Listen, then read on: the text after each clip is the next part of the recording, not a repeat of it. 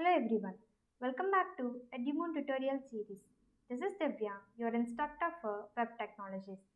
In this video, I am going to discuss about cascading style sheets. Now let us get started. A style sheet allows you to control the color, font, size, the spacing between elements, and many other aspects of style. CSS or cascading style sheets can either be attached as a separate document or embedded in the HTML document itself. There are three methods of including CSS in a HTML document. The first method is inline styles. The second method is embedded styles or internal style sheets. The third method is external style sheets. Inline CSS. You can control all aspects of style by using style attribute in HTML tags. The style attribute includes a series of CSS property and value pairs. Each property value pair is separated by a semicolon. Here is an example where this is a paragraph is included within the close and opening tags of P, and its style is specified as color red, font size 10px. Here color is the property, red is the value, and font size is the property and value is the 10px. Let us see how the output will be. This is the complete HTML document. Without HTML complete document, we cannot display the output or we cannot expect an output. Let us see the output. Here, this is the output which has the size 50px here. In order for you to get displayed with the, this is a paragraph text, I have specified the size as 50px and with the color red. Internal CSS. Internal style sheets are defined in the head section of a HTML document using the style element. Let us understand this with the example. Here, in this example, the style to this is a paragraph is given between the opening and closing tags of style instead of writing within the style attribute of P. Here, style has an attribute type which is set to text or CSS, which means the content written between the style tags is a CSS.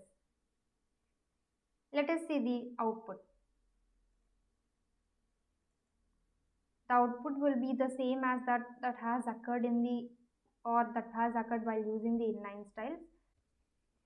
Here, the advantage of internal CSS over inline style sheets is that if your body section consists of more than one paragraph and you wanted every paragraph to have the same style, then you would opt for internal style sheets. Since you do not need to specify the style attribute to every paragraph file and you will specify only once in these style tags or between style tags here. Like this. This is the advantage of internal style sheets. The next method is external style sheets. An external style sheet holds all the style rules in a separate document that you can link from an HTML file on your site.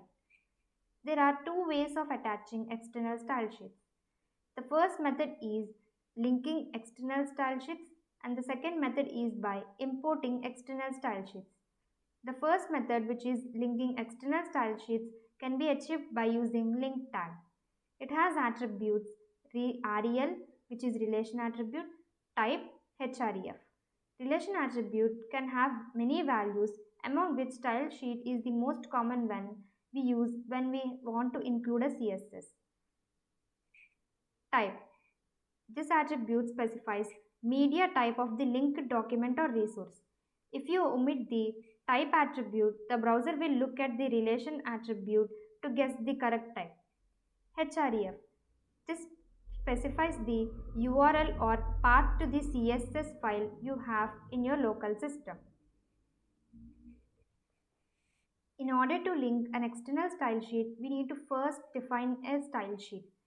Here this is a file with an extension .css where all the style we want to specify for that web page is specified in this CSS file, and then including it in the href attribute.